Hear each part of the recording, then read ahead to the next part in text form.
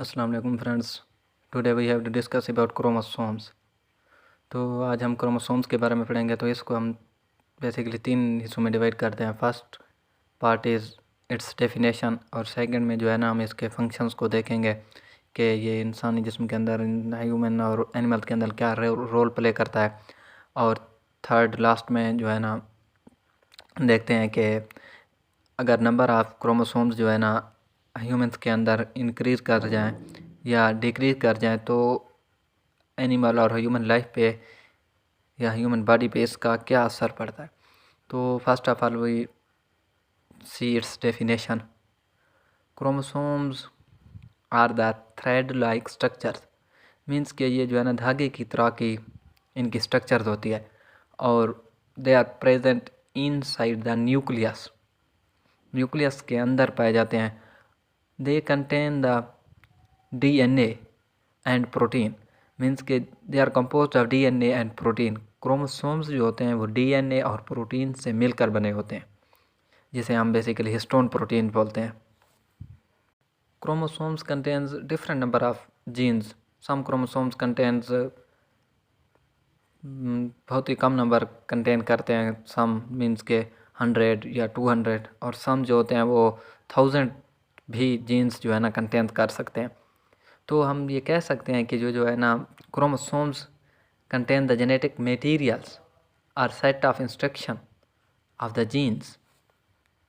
और ये हमारा फर्स्ट पार्ट हो गया। तो सेकंड, अगर हम इसके फंक्शन को या इसका रोल जो है ना, ये इसकी रिस्पॉन्सिबिलिटी क्या है, तो उसको देखें तो हम में ये अंडरस्टैंड करते हैं कि जो है ना, क्योंकि ना क्रोमोसोम्स जेनेटिक मटेरियल्स कंटेन करता है, तो हम कह सकते हैं कि chromosomes are responsible for the transfer of trait or characters from parent to offsprings।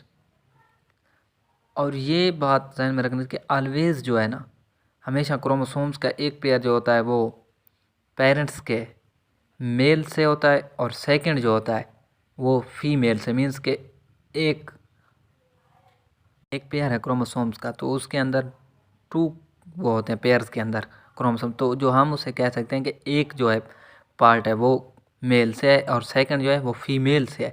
तो इस तरह हम बाज़ों का नोट करते हैं कि जो है ना एक बच्चे के अंदर जो है ना कुछ खसूसियात जो होती हैं वो माँ से मिलती जुलती हैं, कुछ जो है ना वालिद से मिलती जुलती हैं। तो इसकी मेन रीज़निंग यही है कि क्योंकि उसके अंदर जो क्रोमोसोम या उसके अंदर जो ट्रेट्स जो ट्रांसफ़र हुई हैं वो वालिदैन से हुई हैं क्रोमोसोम्स के थ्रू।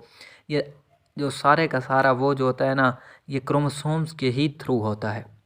इसका जो है ना सेकंड पार्ट, इसकी रिस्पॉन्सिबिलिटी या इसका जो फंक्शन है, और ये ट्रेट किस तरह ये जो है ना क्रोमोसोम्स के थ्रू ट्रांसफ़र होती है फ्रॉम पेरेंट टू ऑफस्प्रिंग। उसके बाद जो हमारा थर्ड और लास्ट जो पार्ट है इस क्रोमोसोम्स का, वो ये है कि जो है ना इसकी नंबरिंग का, क्रोमोसोम्स की नंबरिंग का ह्यूमन लाइफ पे या ह्यूमन बॉडी पे, एनिमल बॉडी पे क्या फ़र्क पड़ता है। अगर नंबर इंक्रीज़ हो जाएं या नंबर डिक्रीज़ हो जाएं तो ये क्या रोल प्ले करता है। ये जो है ना सीरियस हेल्थ प्रॉब्लम क्रिएट करता है अगर नंबर जो है ना क्रोमोसोम्स के इंक्रीज़ हो जाएं या फिर के डिक्रीज़ हो जाएं। जिस तरह के अगर हम इसकी एग्जांपल ले लें लियोकीमिया और कैंसर, ये सारी की सारी जो है ना ये एबनॉर्मल जो है क्रोमोसोम्स की वजह से होता है। क्रोमोसोम्स के पीसेस जब ना डिफरेंट पीसेस जो क्रोमोसोम्स के होते हैं आपस में ज्वाइन करते हैं ना, तो जिसकी वजह से ना एबनॉर्मल फंक्शनिंग होती है बॉडी के अंदर, जो कि जिसको कैंसर का नेम दिया जाता है।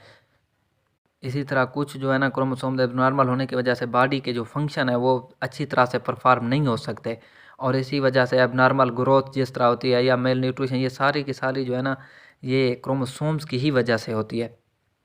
इसके बाद अगर जिस तरह ये फिगर दिखाए गए हैं, ये फर्स्ट फिगर जो है ना, इसमें हम जब देखते हैं कि ये जो फेशियल चेंजेस हैं या फिर के हेयर कलर जो चेंजेस हैं ना, और इसके बाद अगर हम जो है ना सेकंड फिगर की वो देखें तो उसमें जो ये इनसाइड द माउथ जो वो या आइज़ की जो एबनॉर्मेलिटीज़ हैं, ये due to the missing of the number of chromosomes are due to increasing the number of chromosomes from their limits. जब इनकी लिमिट से क्रोमोसोम्स इंक्रीज कर जाएं तो डिक्रीज कर जाएं, तो एज अ रिज़ल्ट इसी तरह की एबनॉर्मेलिटीज़ इन ह्यूमन या एनिमल्स के